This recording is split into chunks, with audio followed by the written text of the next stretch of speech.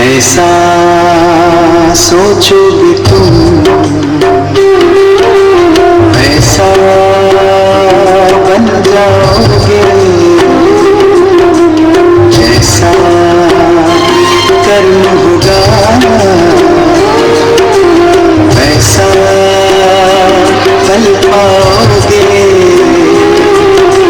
श्रेष्ठ कर्म का आधार है खुद का कर लो दर्शन, यही जीवन का सार है, यही जीवन का सार है। जैसा सोचोगे तुम वैसा बन जाओगे, जैसा कर्म होगा वैसा फल पाओगे।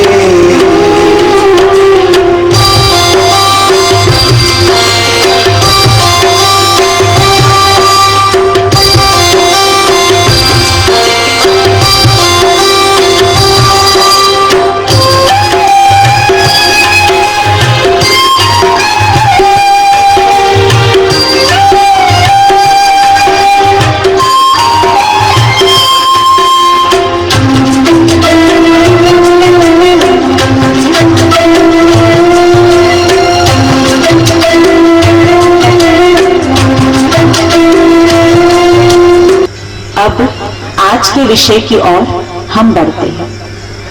आज का हमारा विषय है सेल्फ रियलाइजेशन, स्व अनुभूति। आध्यात्मिकता का पहला पाठ ही यही है, स्वयं का अनुभव, स्वयं को पहचानना। तो आप जो भी डायरी पेन लेके आए हैं उसमें लिख लीजिए सब्जेक्ट स्व अनुभूति, सेल्फ रियलाइजेशन। और कल से अगर हर कोई डायरी पेन लेके आएगा ना तो बहुत अच्छा रहेगा, क्योंकि कई बातों को भूल जाते हैं। तो अगर डायरी में नोट रहेगा तो आप उसको अपनी सुविधा अनुसार पढ़ सकेंगे। तो स्वयं की पहचान, अगर हम किसी भी व्यक्ति से पूछेंगे कि आप कौन है तो क्या परिचय मिलता है? क्या परिचय मिलता है? ये मेरा नाम है, ये मेरी पोस्ट है, ये मेरी पोजीशन है, यही पहचान देंगे। पर ये नाम, पोस्ट, पोजीशन, एजुकेशन, एड्रेस, ये सारी चीजें किससे जुड़ी हुई है? इस शरीर से, इस बॉडी से। और इसके लिए हम क्या कहते हैं? 5 तत्वों से बना है और 5 तत्वों में विलीन हो जाएगा। तो इस 5 तत्वों के शरीर को चलाने वाली शक्ति कौन? स्वयं को जानना क्यों आवश्यक है? हमारे भीतर बहुत सारे गुण और बहुत सारी विशेषताएं छुपी हुई है। तो जब हम स्वयं को पहचान लेते हैं तो उन शक्तियों को, उन विशेषताओं को हम कार्य व्यवहार में यूज कर पाते हैं। जो भी दुनिया में महान हुए, जन्म से महान नहीं थे, उन्होंने सबसे पहला काम यही किया, खुद को पहचाना। खुद को पहचान कर खुद की शक्तियों को जागृत किया और इसीलिए वो महानता के शिखर तक पहुंच सके। स्वामी विवेकानंद, बचपन का नाम था नरेंद्र। पहले दिन रामकृष्ण परमहंस जी के आश्रम में गए। बाहर से दरवाजा खटखटाया, अंदर से आवाज आई, कौन है? इन्होंने बाहर से बोला, यही तो जानने के लिए मैं आपके पास आया हुआ हूं। बस उसी दिन परमहंस जी को ये निश्चय हो गया, मेरा रियल शिष्य आज मेरे दरवाजे पे आया है, जो ये जानना चाहता है कि वो स्वयं कौन है। बड़े आश्चर्य की बात, इंसान आकाश की ऊंचाइयों को छूना चाहता है, सागर की गहराई में जाना चाहता है। हम सुनते हैं चंद्रमा पर भी प्लॉट की बुकिंग शुरू हो गई है, पर मैं कौन हूं ये खबर नहीं है, स्वयं का अनुभव नहीं है। विश्व के किस कोने में क्या चल रहा है वो पता है, पर मैं कौन हूं मेरे पास कौन सी शक्तियां हैं वो नहीं पता। तो अपने आप के बारे में हम कितना जानते हैं? बहुत थोड़ा, 10 से 12%। और कहने के लिए क्या कहते? मैं अपने आप को बहुत अच्छी तरह जानती हूँ या अच्छी तरह जानता हूँ, जबकि बहुत कुछ अभी जानने का बाकी है। एक प्रसंग याद आता, हथौड़ा और चाबी दोनों के बीच में चर्चा होती है। हथौड़ा चाबी से कहता है, चाबी, मैं इस ताले के ऊपर बहुत देर से वार कर रहा था, पर यह ताला मेरे से खुलता ही नहीं था, और तुमने क्या किया? एक ही बार में ताले को खोल दिया। तो चाबी क्या जवाब देती है? चाबी कहती, हथौड़े, आप क्या कर रहे थे? ऊपर ऊपर से वार कर रहे थे, और मैंने क्या किया? ताले के भीतर चली गई, उसको घुमाया और वो ताला खुल गया। तो इसी तरह जीवन की गुत्थियों को सुलझाना है, चिरस्थायी आनंद प्राप्त करना है, तो चले जाइए अपने भीतर, ये महसूस करने के लिए कि मैं कौन हूं। एक बार कहते, एक व्यक्ति मेडिटेशन कर रहा था। एक राहगीर वहां से गुजरा। उसने रुक करके मेडिटेशन करने वाले से प्रश्न किया कि भाई, जो मेडिटेशन करते हैं और जो मेडिटेशन नहीं करते हैं, दोनों में क्या फर्क है? अब ये मेडिटेशन करने वाला कहता है, आप कुछ देर के लिए मेरे पास बैठ जाओ, आपको अपने आप पता पड़ जाएगा कि दोनों में क्या फर्क है। अब ये राहगीर वहां बैठ गया। कुछ ही मिनटों के बाद अचानक वहां हलचल होने लगी, तूफान उठने लगा, सब इधर उधर भागने लगे।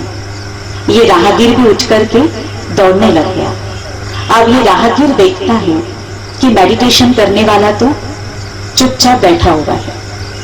अब जैसे तूफान शांत हुआ, हलचल खत्म हो गई, ये राहगीर वापस उस मेडिटेशन करने वाले के पास पहुंच गया और उसको पूछा कि अभी इतनी हलचल हुई, सब इधर उधर भाग रहे थे और आप तो चुपचाप बैठे थे, आप कैसे नहीं भागे? अब इसने क्या जवाब दिया? भागे सब, भागा मैं भी, पर सब भागे बाहर की ओर और मैं भागा भीतर की ओर। तो आवश्यकता है अपने भीतर जाने की और ये महसूस करने की कि मैं कौन हूं।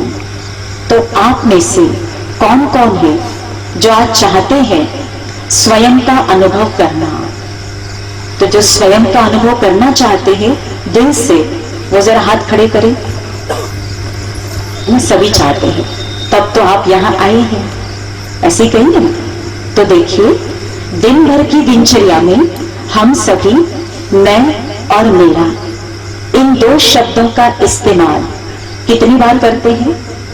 कोई गिनती नहीं, अनगिनत बार। पर जब हम मैं कहते हैं तो किसके लिए कहते हैं? किसके लिए कहते हैं? किसके लिए कहते हैं? नए लोग बताएं जरा। नए लोगों में से कोई बताए जो पहली बार यहां आए हैं, यानी जो टीम दिन से आ रहे फर्स्ट टाइम, उनमें से कोई जवाब दे। इधर भाइयों की तरफ कोई? हाँ जी, अपने लिए। तो अपने लिए मतलब कहेंगे इस बॉडी के लिए, इस शरीर के लिए। तो जब हम मैं शब्द शरीर के लिए बोल रहे हैं, तो फिर हम ऐसे बोलते हैं क्या? मैं कान दुख रहा हूं, मैं हाथ दर्द हो रहा हूं। नहीं, क्या बोलते हैं? मेरे हाथों में दर्द है, मेरे कानों में तकलीफ है। तो मेरा शब्द का इस्तेमाल करते हैं बॉडी के पार्ट्स के लिए, इंद्रियों के लिए। तो फिर मैं शब्द किसके लिए बोल रहे हैं? आत्मा, सोल, एनर्जी, पावर, रूह, जिसके लिए हम मैं शब्द का इस्तेमाल कर रहे हैं। मनुष्य के लिए कहते ह्यूमन बीइंग। तो ह्यूमन बना है ह्यूमस से, लैटिन भाषा का शब्द, जिसका अर्थ होता है सोयल, मिट्टी, और बीइंग अर्थात वो चैतन्य सत्ता जो इस शरीर को चला रही है। और वो चैतन्य सत्ता कौन? आत्मा, एनर्जी। तो मैं एक आत्मा हूं, एक शक्ति हूं जो इस शरीर को चला रही हूं। तो अब आपसे पूछना चाहेंगे कि मैं आत्मा जो आंखों से देख रही हूं, कानों से सुन रही हूं, मुख से बोल रही हूं, इस शरीर में मेरा सीट कहां पर है? और मैं आत्मा अपने ओरिजिनल फॉर्म में, वास्तविक स्वरूप में कैसी हूं? तो आप में से नए लोगों से पूछना चाहेंगे कि आत्मा इस शरीर में कहां बैठी है? इधर माताओं बहनों की ओर से कोई बताए, कहां है आत्मा इस बॉडी में? भाइयों की तरफ से कोई? अच्छा, तो हमको लगता है इस चित्र में देखकर आप समझ गए, ऐसा ही कहेंगे ना? तो अधिकांश लोग क्या जवाब देते हैं कि आत्मा हार्ट में है। कई कहते हैं बॉडी के हर पार्ट में है। जगह जगह जाना होता है ना, तो प्रश्न पूछते हैं हम, तो कहते बहन जी वो तो पूरे शरीर में है, तब तो पूरे शरीर को चला रही है। तो आत्मा न तो पूरे शरीर में है, न तो हार्ट में है। आत्मा कहाँ है? यहाँ भ्रिकुटी में, मस्तक में, जहां हम तिलक लगाते हैं। इसको साइंटिफिक लैंग्वेज में कह सकते हैं हाइपोथैलेमस और पिट्यूटरी ग्लैंड दोनों के बीच में आत्मा है। और वो हिस्सा कहां पर आता है?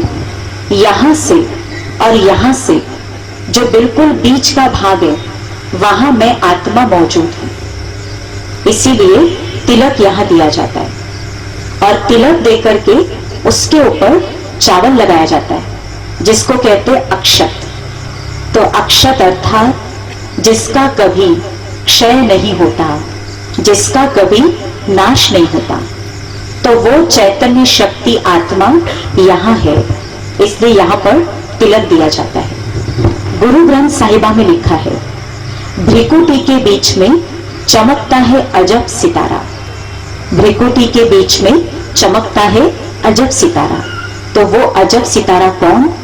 मैं आत्मा। अब आत्मा का ओरिजिनल स्वरूप क्या है? आत्मा कैसी है? आंखों से तो देखने की वो चीज है नहीं, वो तो अनुभव करने की चीज है।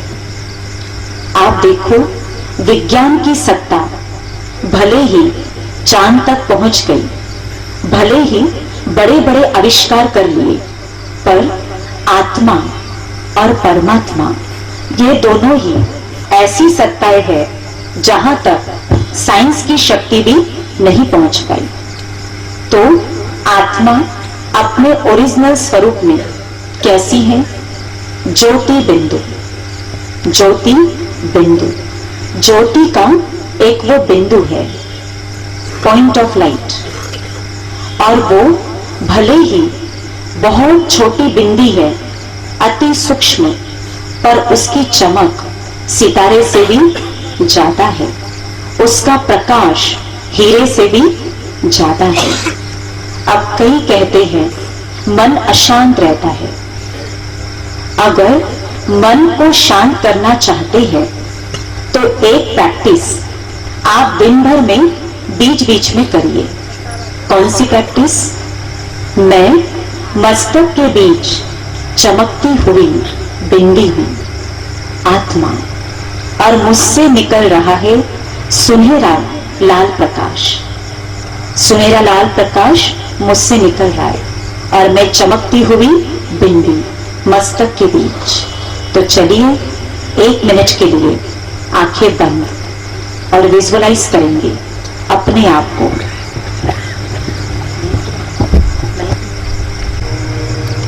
मस्तक के बीच चमकती हुई एक बिंदी हूं।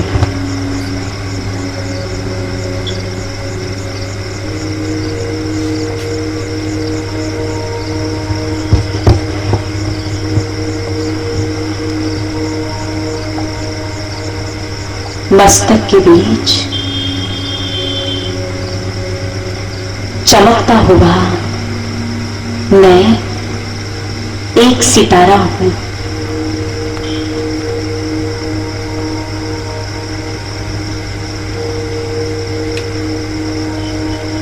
सूर्य से प्रकाश निकलता है, सितारे से लाइट निकलती है,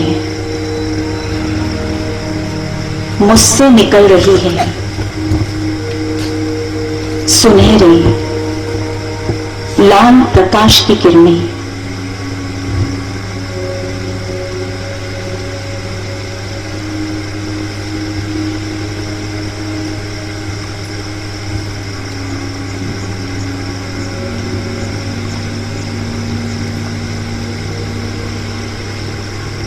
ओम शांति। आंखें खोल लेंगे तो इस चित्र में आप देख रहे हैं कि चमकती हुई एक ज्योति, बिंदी आत्मा बीच बीच में एक एक मिनट के लिए अगर ऐसे आप मेडिटेशन में बैठेंगे तो महसूस होगा मन शांत हो गया है, सब प्रकार की अशांति खत्म।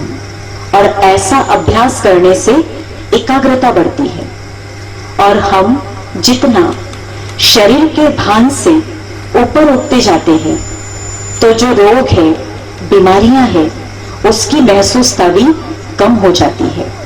तो ये आत्मिक शक्ति हीलिंग एनर्जी का काम करती है। तो बीच बीच में आप ये प्रैक्टिस जरूर करिए। अब हम आपसे एक प्रश्न पूछना चाहेंगे, शरीर और आत्मा दोनों में क्या क्या फर्क है, दोनों में क्या क्या डिफरेंस है, थोड़ा चिंतन करके बताएं। आत्मा और शरीर दोनों में क्या क्या फर्क है? आत्मा अमर है, शरीर नाशवान। बहुत अच्छा जवाब दिया। आत्मा अमर है, अविनाशी है और शरीर नाशवान है। जिसने इस अंतर को समझ लिया उसे जीवन में कभी भी मौत का भय नहीं हो सकता। वो मौत के भय से ऊपर उठ जाता है। और कोई फर्क और कोई अंतर? आत्मा निराकार है, शरीर आकार है। जी, शरीर दिखाई पड़ता है, साकार है, और आत्मा कैसी है? सूक्ष्म, जो दिखाई नहीं पड़ती है। तो देखिए, जैसे माइक है, दिखाई पड़ रहा है, पर जिस इलेक्ट्रिक पावर से चल रहा है तो वो इलेक्ट्रिक पावर वो दिखाई पड़ रही है क्या? नहीं। तो इसी तरह शरीर दिखाई पड़ता है और इसको चलाने वाली शक्ति आत्मा वो दिखाई नहीं पड़ती। और कोई अंतर? और कोई अंतर है? किसी के मन में आ रहा हो तो बताए जरा। अब हम आपको जो अंतर बता रहे हैं ये सबसे बड़ा अंतर है, और यदि इसको समझ लिया तो जीवन से सारा तनाव हमेशा के लिए खत्म हो जाएगा। तो कौन सा अंतर? मैं आत्मा शरीर रूपी कर्मेंद्रियों की मालिक हूं, राजा हूं, और शरीर की समस्त कर्मेंद्रियां मेरे सर्वेंट है, मेरे गुलाम। कर्मेंद्रियां सर्वेंट है और मैं आत्मा राजा हूं। पर आज जीवन की गाड़ी उल्टी चल रही है, चल रही है उल्टी। जो राजा है वो गुलाम बन गया है और जो गुलाम है वो राजा बन गया है ऐसा?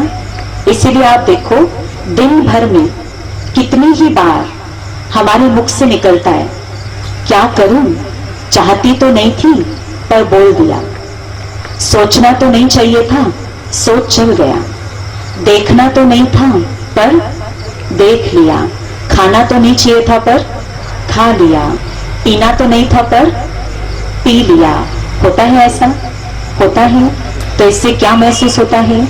आत्मा राजा का जो कंट्रोल होना चाहिए वो कंट्रोल आज नहीं है। तो आवश्यकता है आत्मा को राजा की स्थिति में स्थित करने की।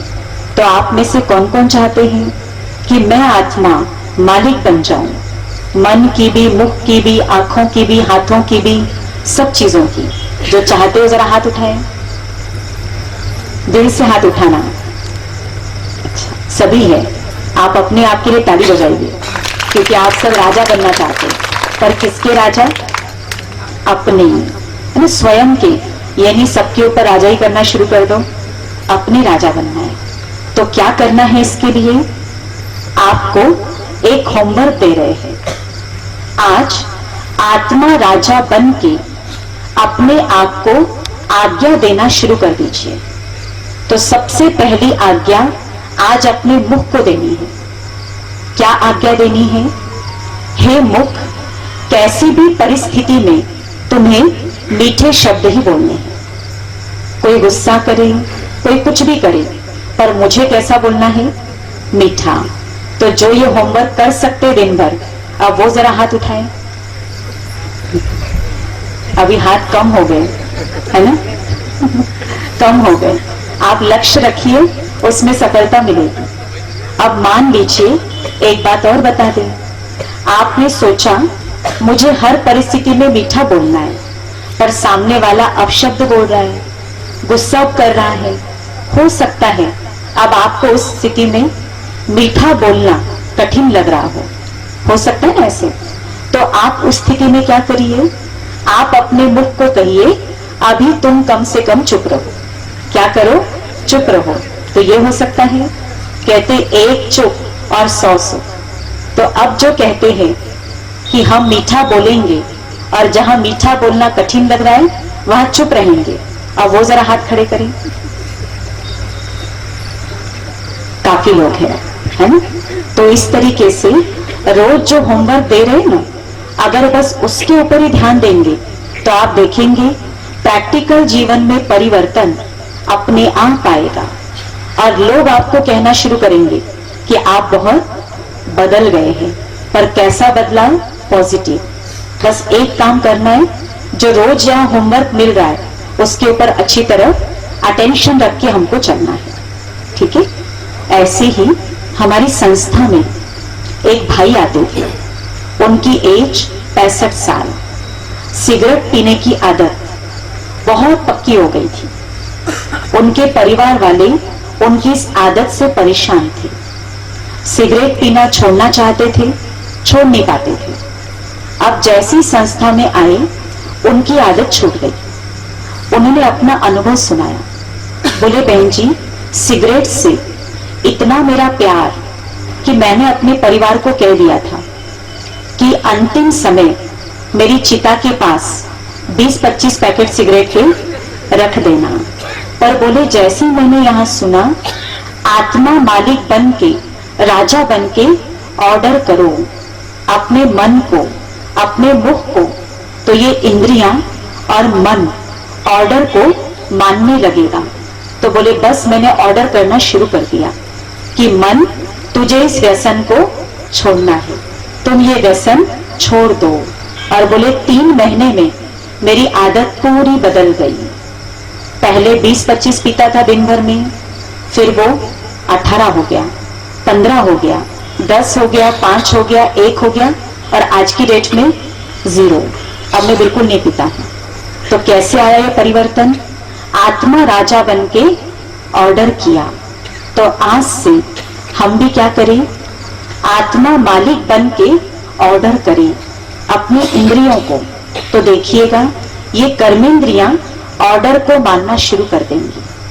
तो चलिए 2 मिनट के लिए आंखें बंद और इसका अभ्यास करें कि कैसे अपने आप को ऑर्डर देना है। चिंतन करें, मैं आत्मा कर्मेंद्रियों की मालिक हूं, राजा हूं।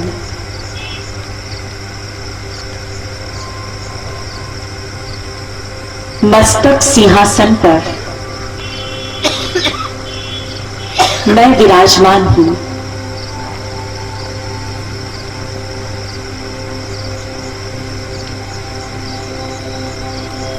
मस्तक में अपने आप को देखिए,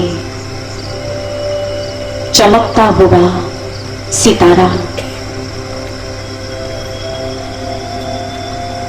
मालिक बनकर मन को आज्ञा दीजिए, हे मन, तो शांत हो जा। शांत हो जा। मेरा मन शांत होता जा रहा है। मन शांत हो गया है।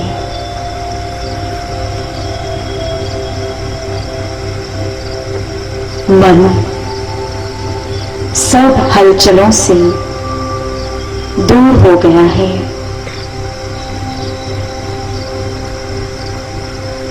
पास्ट की कोई कड़वी बातें यदि बार बार याद आती है तो मन को ऑर्डर करिए, हे मन, पास्ट की कड़वी बातों को सोचना छोड़ दे। तुम्हें पास्ट का कड़वा नहीं सोचना है। तुम आज से फुल स्टॉप लगा दो। जो बीत गया सो बीत गया।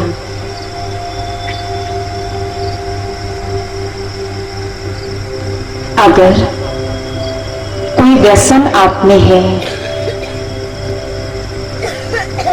मन को ऑर्डर करिए, मन, तुम इस व्यसन को छोड़ दो।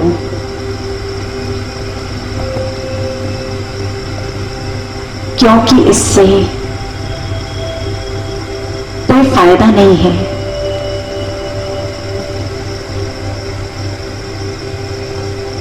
मेरा व्यसन छूटता जा रहा है। मन में व्यसनों को छोड़ने की दृढ़ता आ गई है।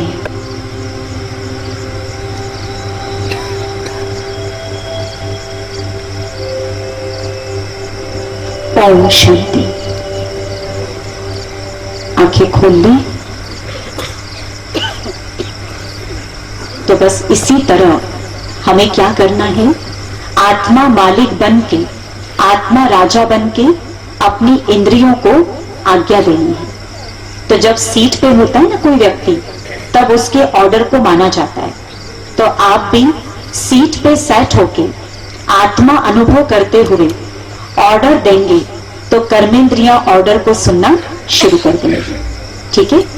तो अब मैं आत्मा जो इस शरीर को चलाने वाली एक शात्मय शरीर से निकल जाती हूं, तो शरीर कैसा हो जाता है? हड्डी मांस का ढांचा। और जब उसमें आत्मा है तब उसको हम कहते जीवात्मा, जीव प्लस आत्मा। तो मुझ आत्मा के पास कौन कौन सी शक्तियां हैं? तो आत्मा के पास 3 शक्तियां हैं, मन, बुद्धि, संस्कार। मन, बुद्धि, संस्कार। तो अब आपसे पूछना चाहेंगे, मन अर्थात क्या? पहले दिन बताया था ना, मन का क्या काम रहता है? नेक्स्ट कर दो। मन का क्या कार्य है? किसको याद है? पहले दिन क्या बताया था जी? सोचने की शक्ति। बिल्कुल सही। इनके लिए ताली बजाइए भी। जो सुना उसको याद रखना और एकदम परफेक्ट जवाब देना है ना, बहुत बड़ी बात है। तो आप सबको रोज जो बताया जा रहा है उसको बिल्कुल अंदर ले जाइए, अंदर उतारते जाइए, और आगे चल के बीच बीच में आपसे पूछेंगे, है ना। कोई डरना नहीं कि कहीं मुझे न उठा के पूछ लिया जाए और पता चला इस डर से आए ही नहीं, ऐसा भी नहीं करेंगे। जिसको जवाब आता है वो बता सकता है, पर लक्ष्य रखिए मुझे अंदर में इन बातों को उतारते जाना है। तो मन अर्थात विचार शक्ति, संकल्प शक्ति। मन दिन भर में कभी खाली रहता है क्या? कभी नहीं। हर समय मन में कुछ न कुछ विचार चलते हैं। कहते 1 मिनट में मन में 25 से 30 विचार आते हैं। तो 24 घंटे में 25,000 से 30,000 तक विचार हमारे मन में उठते हैं। और मन में जो भी विचार उठते हैं उसे आप 4 भागों में बांट सकते हैं। पहला, मन के साधारण विचार। पहले विचार कौन से? साधारण। कारोबार के लिए जो कुछ हम सोचते हैं वो हमारे साधारण विचार है। दूसरे, पॉजिटिव विचार, सकारात्मक विचार, अपने लिए सबके लिए अच्छा सोचना, इससे हमारी शक्ति बढ़ती है, जिसको हम कहते सकारात्मक विचार। तीसरे, नकारात्मक विचार, नेगेटिव थॉट्स, ईर्ष्या, द्वेष, भय, आलस्य, कमजोरी, इन सब भावनाओं के वशीभूत होकर हम सोचते हैं तो वो हमारे नेगेटिव थॉट्स कहलाते हैं। इससे हमारी शक्तियां खर्च होती है। चौथे, वेस्ट थॉट्स, व्यर्थ के विचार। व्यर्थ के विचार, जिसके लिए हम कहते खाली मन और शैतान का घर। मन खाली है तो क्या करेगा? या तो पास्ट का सोचता है या तो फ्यूचर का, जबकि उससे कोई फायदा है क्या? कोई फायदा नहीं। तो आज अपने थॉट की क्वालिटी को चेक करिए। दिन भर में मेरे ज्यादा विचार कौन से उठते हैं? साधारण, सकारात्मक, नकारात्मक और व्यर्थ। तो ज्यादा विचार कौन से आते हैं? हर कोई अपने आप को चेक करे। पर आज हम देखते हैं हमारे थॉट की क्वालिटी आज डाउन हो गई है। तो यदि मन को शक्तिशाली करना है तो अपने विचारों को अच्छा बनाइए। जैसा आप सोचेंगे वैसे आप बनेंगे। तो मन को अगर शक्तिशाली बनाना है तो उसके लिए 2 बातों का ध्यान रखना है। कौन सी 2 बातें? पहला, अपने दिन की शुरुआत सकारात्मक विचारों से करिए। दिन की शुरुआत सकारात्मक विचार से करनी है। तो अभी जैसे आप सवेरे उठते हैं तो क्या यह ध्यान रहता है कि मन में विचार कैसा करना है उठते ही? सकारात्मक। क्योंकि कहते जो पहला विचार उठता है उसका प्रभाव दिन भर की दिनचर्या के ऊपर पड़ता है। पर आज हम लोगों की लाइफस्टाइल देखते हैं। सुबह उठते ही क्या करेंगे? या तो न्यूज़पेपर उठा लेते हैं और या तो टीवी ऑन कर लेते हैं। तो यदि न्यूज़पेपर पढ़ेंगे सुबह उठते ही, टीवी देखेंगे, तो बताइए पॉजिटिव जा रहा है अंदर या नेगेटिव? उसमें ज्यादा क्या रहता है? क्या रहता है? नेगेटिव।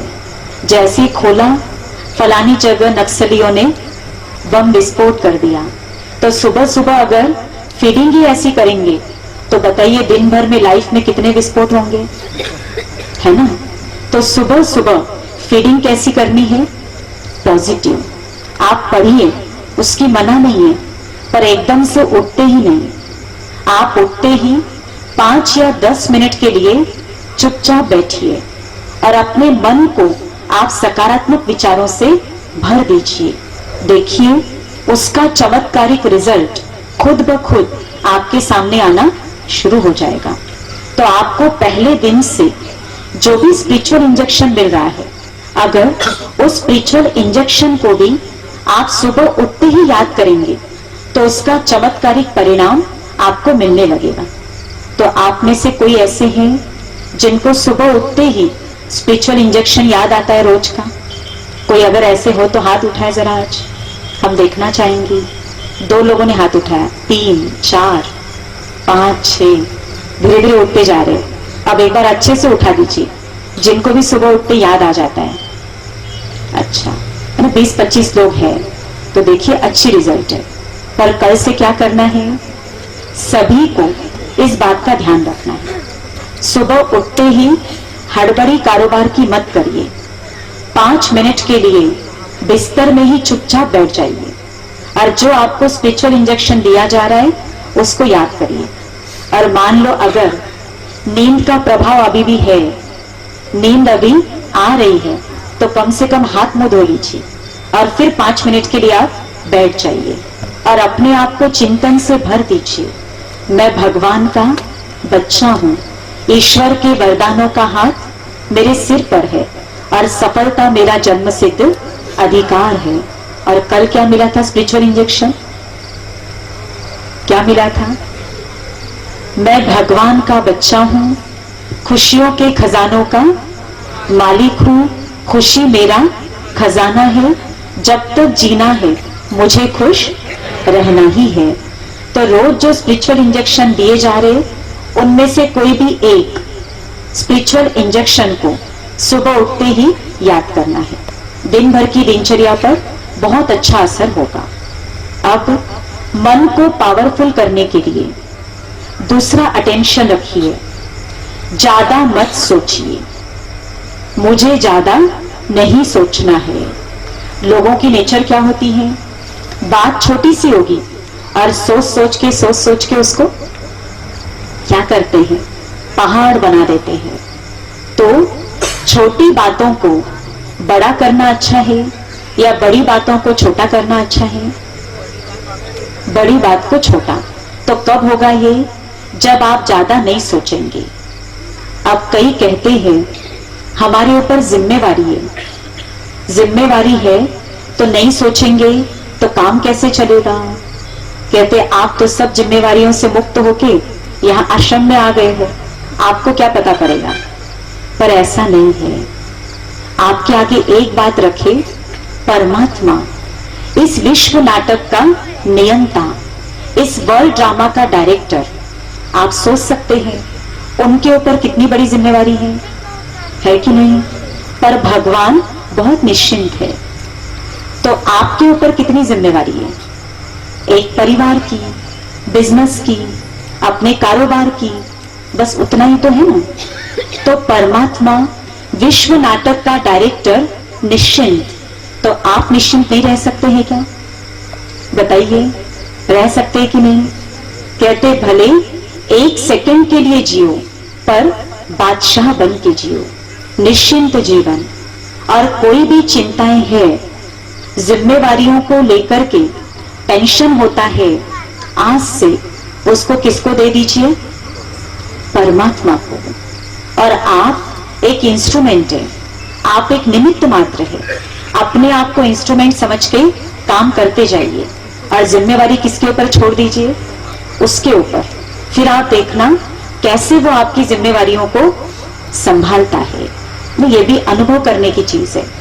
तो अपने आप को ज्यादा सोचने से दूर रखिए, निश्चिंत रहिए। अब किसी बात को लेकर बहुत ज्यादा सोच चलता है, तो आज से एक फार्मूला इस्तेमाल करिए। कौन सा formula? ABCD formula. ABCD formula. अब ये ABCD फार्मूला क्या है? A for avoid. A for avoid. जीवन में हर घटना महत्वपूर्ण नहीं है, हर बात में उलझने की जरूरत नहीं है। कुछ बातों को अवॉइड कर दीजिए। B for bypass. कुछ बातों को किनारे कर दीजिए। बाईपास रोड बनते हैं ना, तो इसी तरह बाईपास कर दो, कुछ बातों को किनारे कर दो। C for cancel. कुछ बातों को कैंसिल कर दीजिए, जो बातें आवश्यक नहीं है उसको डिलीट कर दो। D for do your main work. Do your main work. अपने आवश्यक कार्य में अपने मन और बुद्धि को बिजी कर दीजिए। तो कैसा लगा ये फार्मूला? जिनको पसंद आया जरा हाथ खड़े करें। ये तो सबको पसंद आ गया। तो कुछ बातों को अवॉइड करना है, कुछ बातों को बाईपास करना है, कुछ बातों को कैंसल डिलीट करना है, और डू योर मेन वर्क। अपने आवश्यक कार्य में मन और बुद्धि को बिजी कर दीजिए। तो जितना आप सकारात्मक विचार से दिन शुरू करेंगे और ज्यादा सोचने की आदत से दूर रहेंगे, तो उतना मन शक्तिशाली बनेगा। ठीक है? तो पहली शक्ति बताइए आत्मा की, मन, जो संकल्प शक्ति है। और दूसरी शक्ति बताई, बुद्धि। तो बुद्धि अर्थात डिसीजन पावर, निर्णय शक्ति, विवेक शक्ति।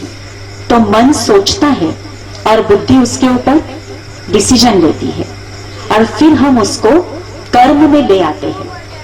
तो जो कर्म हम बार बार करते हैं वो हमारी आत्मा के अंदर रिकॉर्ड हो जाता है और उसी का नाम कहलाता है संस्कार। जो कर्म बार बार किया वो रिकॉर्ड हो गया और उसी को हमने क्या कहा, संस्कार। अब ये जो संस्कार है ना, ये भी 5 प्रकार के होते हैं। कितने प्रकार के संस्कार? 5 प्रकार के। तो आत्मा के पहले संस्कार, ओरिजिनल संस्कार, वास्तविक संस्कार। तो वास्तविक संस्कार कौन से हैं? 7 गुणों के। 7 गुण आत्मा की वास्तविकता है। जैसे आप देखो, पानी है, पानी का वास्तविक गुण क्या है? शीतलता। आप उसको कितने भी टेम्परेचर पे रखेंगे, नीचे उतारते ही वापस कैसा हो जाएगा? ठंडा। तो उसका वास्तविक गुण है शीतलता। तो हर चीज का एक अपना मूल गुण होता है। तो इसी तरह आत्मा के मूल गुण, मूल संस्कार, 7 वैल्यूज कौन कौन सी? सुख, शांति, आनंद, प्रेम, पवित्रता, ज्ञान और शक्ति। जिनको नोट करना है कर सकते हैं। सुख, शांति, आनंद, प्रेम, पवित्रता, ज्ञान और शक्ति।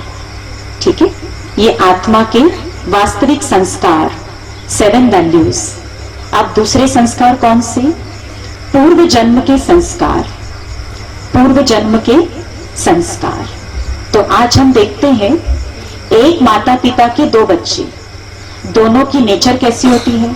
एकदम अलग अलग। एक देखेंगे एकदम पीसफुल और दूसरे को देखेंगे एकदम गुस्से वाला। तो कारण वो पास्ट जन्म के संस्कार आत्मा अपने साथ लेकर के आई है। तीसरे संस्कार, खानदानी संस्कार। माता पिता से, दादा परदादा से जो संस्कार मिलते हैं वो भी हमारे अंदर रहते हैं, जिसको हम कहते हैं खानदानी संस्कार। और चौथे, संग के आधार पर बनने वाले संस्कार। संग के आधार पर बनने वाले संस्कार। जैसे लोगों के साथ हम रहते हैं उसका भी प्रभाव हमारे ऊपर निश्चित पड़ता है। इसलिए कहते किसी व्यक्ति को पहचानना हो तो क्या देखो? उसका फ्रेंड सर्कल, कि वो कैसे लोगों के बीच में उठता बैठता है। इससे इंसान की पहचान होती है। तो चौथे संस्कार संग के आधार पर बनने वाले। और 5वें संस्कार दृढ़ता की शक्ति के संस्कार, विल पावर के संस्कार। कहते जहां दृढ़ता है उस कार्य में सफलता निश्चित मिलेगी। तो कौन से 5 प्रकार के संस्कार बताए? असली संस्कार, 7 गुण, पूर्व जन्म के संस्कार, खानदानी संस्कार, संग के आधार पर बनने वाले संस्कार और दृढ़ता की शक्ति के संस्कार। तो हर आत्मा में ये 5 प्रकार के संस्कार हैं। तो अब हम ये देखेंगे कि आत्मा अपने 7 गुणों के द्वारा अपने ऑर्गन सिस्टम को कैसे कंट्रोल करती है। क्योंकि जितना हम इस अनुभूति में स्थित होते हैं कि मैं एक आत्मा हूं, शांति, प्रेम, आनंद, सुख मेरी वास्तविकता है, तो इस चिंतन के आधार पर इन गुणों का अनुभव जीवन में होने लगता है। जैसे मान लो अगर अभी हम आपको कहें आप कोई दुख वाली घटना को सोचिए, तो आपके चेहरे पर तुरंत कैसा भाव आ जाएगा? कैसा भाव दिखाई पड़ेगा? दुख का। अभी मैं कहूं कोई खुशी वाली घटना को आप याद करिए, तुरंत आपका चेहरा क्या हो जाएगा? खिल जाएगा। तो अभी अभी दुख, खुशी, तो कैसे हुआ? सोच, चिंतन से। तो इसी तरह जब हम ये रियलाइज करते हैं कि मैं एक शांत स्वरूप आत्मा हूं, प्रेम मेरी वास्तविकता है, पवित्रता मेरा निजी गुण है, तो इस चिंतन के आधार पर इन गुणों का अनुभव जीवन में होने लगता है। और ये जो एक एक गुण है वो हमारे ऑर्गन सिस्टम को कंट्रोल करते हैं। तो कैसे करते हैं? देखिए, हमारी बॉडी में 8 प्रकार का ऑर्गन सिस्टम है। बचपन से पढ़ते आ रहे हैं ना, तो एक एक ऑर्गन सिस्टम को स्पेशली एक एक गुण की आवश्यकता होती है, तब उस ऑर्गन सिस्टम को स्वस्थ रख सकते हैं। ऐसे तो सब गुणों की आवश्यकता है, तब स्वस्थ रहते हैं, पर एक एक ऑर्गन सिस्टम को एक एक गुण की खास आवश्यकता है। तो सबसे पहला ऑर्गन सिस्टम हमारा नर्वस सिस्टम, नाड़ी तंत्रिका तंत्र। तो इस ऑर्गन सिस्टम के लिए कौन से गुण की जरूरत है, कौन से गुण की आवश्यकता है? ज्ञान की। तो क्यों ज्ञान की आवश्यकता है? इस ऑर्गन सिस्टम में आत्मा ब्रेन के थ्रू अपनी कर्मेंद्रियों को मैसेज भेजती है। तो जब हमारे पास सही ज्ञान होगा, क्या राइट है, क्या रॉन्ग है, क्या करना चाहिए, क्या नहीं करना चाहिए, तो ब्रेन के थ्रू इंद्रियों तक मैसेज कैसा जाएगा? सही, राइट। और जो भी कर्म हमसे होंगे वो कैसे होंगे? राइट होंगे। अगर मान लो ब्रेन के थ्रू मैसेज गया कि अभी आप गुस्सा करो, तो तुरंत क्या हो जाएगा? गुस्सा करेंगे। इसी जगह मैसेज गया अभी शांत रहना है, तो फिर आप कैसे रहेंगे? शांत। तो इसलिए इस ऑर्गन सिस्टम को आवश्यकता है ज्ञान की। ठीक है। अब दूसरा श्वसन तंत्र। तो इसमें हमारे लंग्स काम करते हैं, लंग्स काम करते हैं। अब डॉक्टर्स क्या कहते हैं? जितना आप गहरी श्वास लेंगे, लंबी श्वास लेंगे, वो स्वास्थ्य के लिए अच्छी रहती है। तो लंबी और गहरी श्वास हम कब ले पाते हैं? जितना हम शांति की स्थिति में होते हैं। तो इस ऑर्गन सिस्टम के लिए कौन से गुण की आवश्यकता है? शांति। अब तीसरा रक्त संचरण तंत्र। रक्त संचरण तंत्र, इसमें हमारा हार्ट काम करता है। तो आप बताइए इसके लिए कौन से गुण की आवश्यकता है? प्रेम की। तो इसलिए दुनिया में लव का साइन किस रूप में दिखाते हैं? हार्ट शेप में। ठीक है। तो इसको कौन से गुण की जरूरत है? प्रेम की। और देखिए आज दुनिया में हर कोई प्रेम को तलाश रहा है, पर हम प्रेम कहां से पाना चाहते हैं? अपने संबंधों में ढूंढते हैं। पर आप याद रखिए, विशुद्ध प्रेम केवल एक परमात्मा ही दे सकते हैं। अब कोई कहे मां से भी विशुद्ध प्यार मिलता है, पर कई बार न्यूज़पेपर में पढ़ते हैं कि फलानी मां ने अपने बेटे को बेच दिया पैसे के लिए।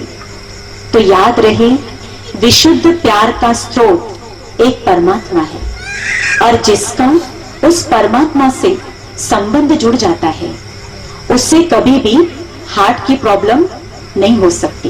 परमात्मा गारंटी करते, तुम अपना संबंध मुझसे जोड़ दो, मुझसे तुम प्रेम का अनुभव करो, तो कभी आपको हार्ट डिजीज नहीं होगी। तो इस ऑर्गन सिस्टम के लिए कौन सी वैल्यू चाहिए? प्रेम। फिर नेक्स्ट है पाचन तंत्र। पाचन तंत्र, अब इसके लिए कौन से गुण की जरूरत है? सुख की।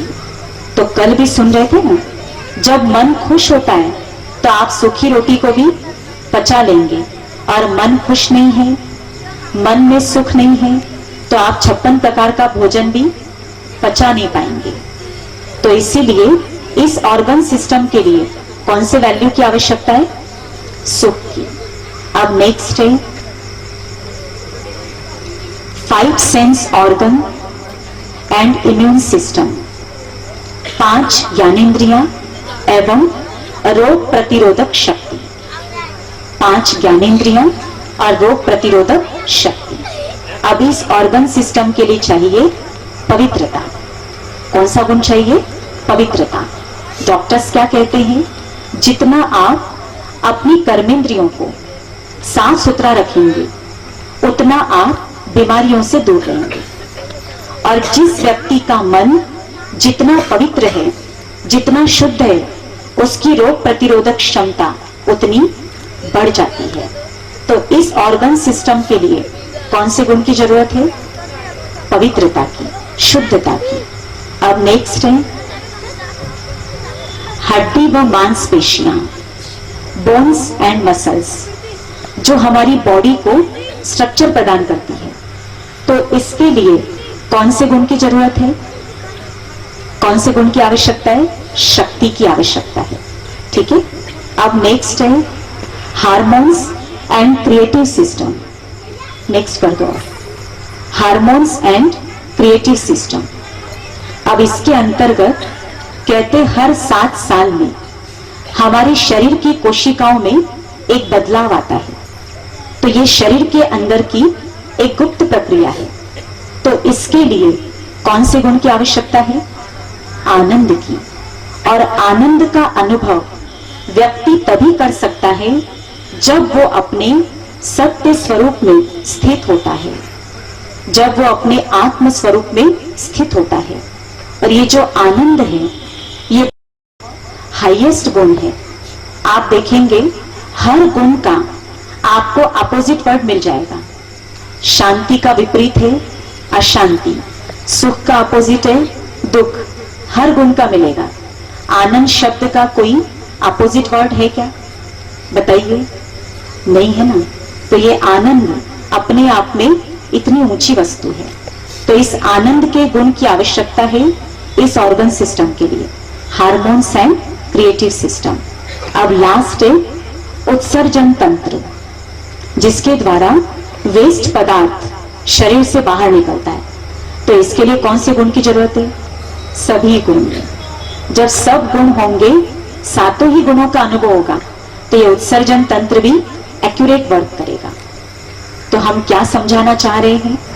जितना हम स्वयं को रियलाइज करते हैं तो सातों गुणों का अनुभव हमें होने लगता है और हमारा ऑर्गन सिस्टम भी बहुत अच्छे से फंक्शन करने लगता है। तो इसलिए सातों गुणों की अनुभूति की आवश्यकता है अगर स्वस्थ रहना है। और देखिए पहले जमाने में इतनी बीमारियां नहीं थी। तो क्यों नहीं थी? लोगों के जीवन में इन गुणों का अनुभव था, एक शांति का अनुभव था, प्रेम था, सुख था। और आज क्या होता जा रहा है? ये गुण कहीं दूर चले जा रहे हैं और इसलिए बीमारियां इतनी बढ़ रही है। तो इन गुणों का भी अनुभव करना बहुत जरूरी है। अब मैं आत्मा, जो इस शरीर को चलाने वाली एनर्जी, शक्ति, मैं इस संसार में कहां से आई हूं? मैं इस शरीर के अंदर कहां से आई हूं? तो आप बता सकते हैं आत्मा कहां से आई है? देखो, कहने के लिए हम क्या कहते हैं? भगवान के घर से आए हैं और भगवान के घर जाना है। तो वो घर कहां है? पता है जहां जाना है वहां का? तो आप जानना चाहेंगे वापस कहां जाना है? जो कहते हैं हम जानना चाहते हैं वो जरा हाथ खड़े करें। बस आधे लोग, और बाकी नहीं जानना है। चलिए, हमारा काम है बताना है। आत्मा के पहले नीचे पृथ्वी दिखाई हुई है, इसको हम कहते साकार मनुष्य लोक। साकार मनुष्य लोक, जहां प्रकृति के पांचों तत्व हैं, कर्म, फल, पाप, पुण्य, सुख, दुख, ये सारे बंधन इसी साकार मनुष्य लोक में है। उसके ऊपर सूर्य, चांद, सितारों का आकाश। साइंस की शक्ति चांद तक गई, पर उसके ऊपर क्या है वो किसी ने बताया नहीं। अब इस आकाश तत्व के ऊपर क्या है? एक दूसरा लोक है जिसको कहते सूक्ष्म लोक। और इस सूक्ष्म लोक में आप देख रहे हैं ब्रह्मा, विष्णु, महेश, 3 देवताएं बैठे हुए।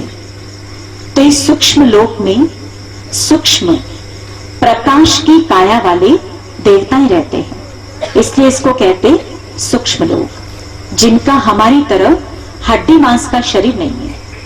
अब इस सूक्ष्म लोक के ऊपर एक तीसरा लोक है जिसके कई नाम हैं, परम धाम, मुक्ति धाम, शांति धाम, मूल वतन। और ये जो सुनहरा लाल प्रकाश आप देख रहे हैं, ये छठा तत्व है।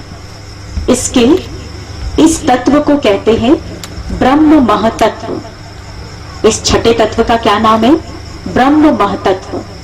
तो इस ब्रह्म महतत्व अर्थात परम धाम की मैं आत्मा रहने वाली हूं, और इसी परम धाम से हम ज्योति बिंदु आत्माएं इस साकार सृष्टि पर आती हैं अपना रोल प्ले करने के लिए, अपना पार्ट बजाने के लिए। ठीक है, तो हम सब आए कहां से है? परम धाम से। सबसे बेस्ट नाम है परम धाम, क्योंकि भगवान की महिमा में गाते हैं ना, ऊंचा तेरा नाम और ऊंचा तेरा धाम। तो भगवान जिस धाम के रहने वाले हैं वो धाम भी कैसा है? बहुत ऊंचे पे ऊंचा। इसलिए सबसे बेस्ट नाम कौन सा है? परम धाम। और मुक्ति धाम क्यों कहते? मुक्त अवस्था है, कर्म का बंधन नहीं है, फ्री, इसलिए मुक्ति धाम। तो कहते दुनिया रैन बसेरा है, ना ये घर तेरा है और ना ये घर मेरा है। तो असली घर हम सबका कौन सा है? परम धाम। याद रहेगा कि भूल जाएंगे? जो कहते याद रहेगा वो जरा हाथ उठाए। सभी को रहेगा। तो क्यों याद करवा रहे हैं?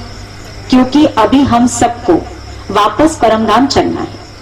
आपको खुशखबरी बता रहे हैं, अभी हम सबकी वापसी यात्रा का समय आ गया है। रिटर्न जर्नी, परमात्मा के साथ हम सबको चलना है।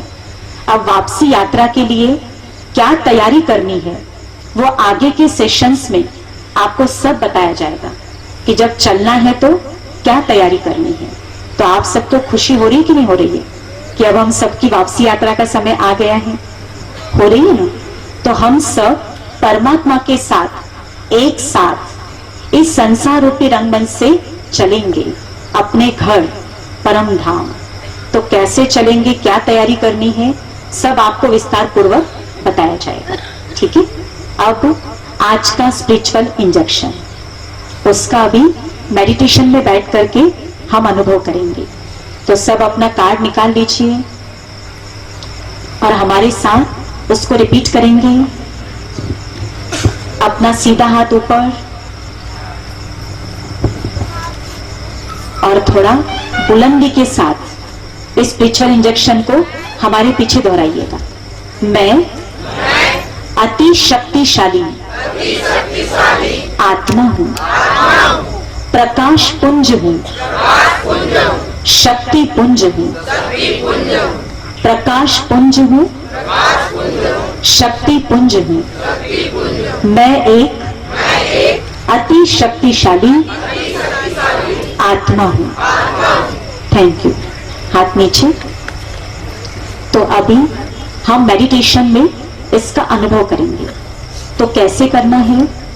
आप अपने आप को आत्मचिंतन से इस कदर भर लीजिए कि बस इसी स्थिति में स्थित हो जाइए कि मैं हूं ही एक शक्ति, एक आत्मा। इस नाशवान देह को चलाने वाली मैं एक शक्ति हूं। आंखों के द्वारा मैं देखती हूं, मुख के द्वारा मैं बोलती हूं। मैं अजर हूं, मैं अमर हूं, मैं एक प्रकाश हूं, मैं एक ऊर्जा हूं। और मेरी चमक, मेरा प्रकाश सितारे से भी ज्यादा, हीरे से भी ज्यादा। और फिर आप ये फील करना, मुझ आत्मा ज्योति से, मुझ मस्तक मणि से सुनहरे लाल प्रकाश की किरणें निकल रही है और मेरे आसपास के वातावरण में वो प्रकाश किरणें फैल रही है और आसपास का वातावरण शांत और शक्तिशाली बनता जा रहा है।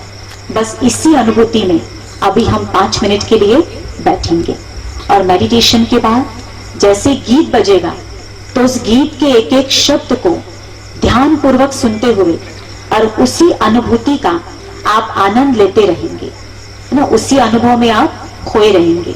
और जब गीत बंद होगा तब आपको उठना रहेगा। ठीक है, जब हम ओम शांति कहे उसके बाद। तो अभी आप सब है ना अलर्ट है, एक्टिव है या थके हुए हैं कोई कि भाई सुबह से उठे, दिन भर काम किया, थोड़े थक गए हैं?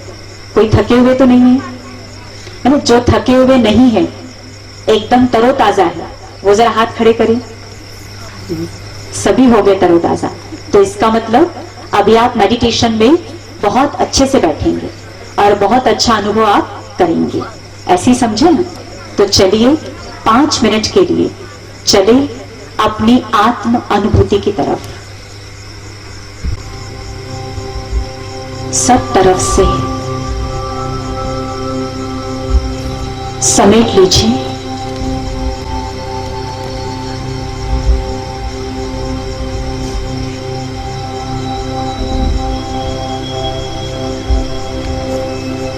महसूस करें मैं खुले आसमान के नीचे बैठी हुई हूं।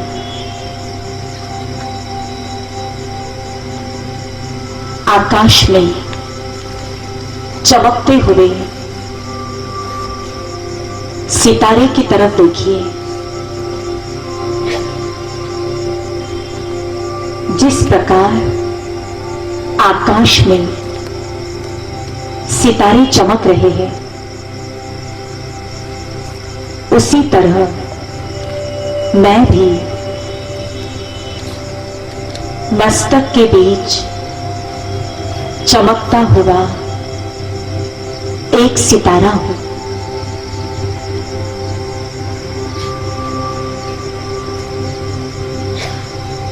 मैं चमकती हुई बिंदी हूं।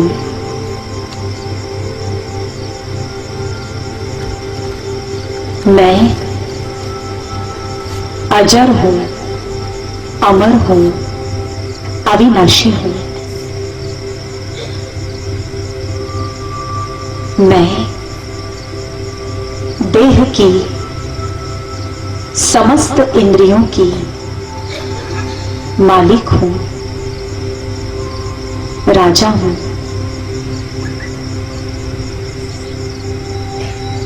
मैं आत्मा मुख द्वारा बोलती हूं,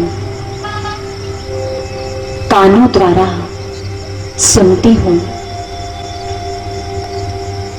आंखों के द्वारा देखती हूं।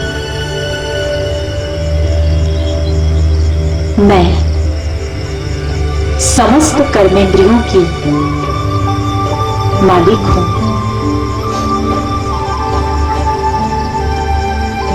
आज मैंने अपने मुख को ये आज्ञा दी है, हे मुख, हर परिस्थिति में तुम्हें मीठे शब्द ही बोलने हैं। आत्मा राजा बनके आज्ञा दे दीजिए, हे मुख, तुम्हें मीठा ही बोलना है।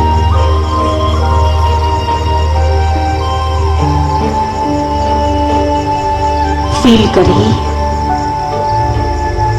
जिस प्रकार सितारे से लाइट निकलती है, सूर्य से प्रकाश निकलता है। मुझ आत्मा ज्योति से सुनहरे लाल प्रकाश की किरणें निकल रही है। मस्तक सिंहासन पर विराजमान आत्मा सितारे से निकल रहा है सुनहरा लाल प्रकाश। मेरे आसपास चारों ओर फैल रहा है। वातावरण शांत होता जा रहा है, शक्तिशाली हो गया है। स्वयं के सत्य स्वरूप का अनुभव कितना सुख देने वाला है। मन शांत हो गया है, को जानने के लिए मैं कहां कहां नहीं भटकी, पर अब मेरी भटकन पूरी हो गई। मैंने स्वयं को जान लिया, अपने सत्य स्वरूप को देखते रहे, मगन हो जाइए, आनंदित होते रहिए।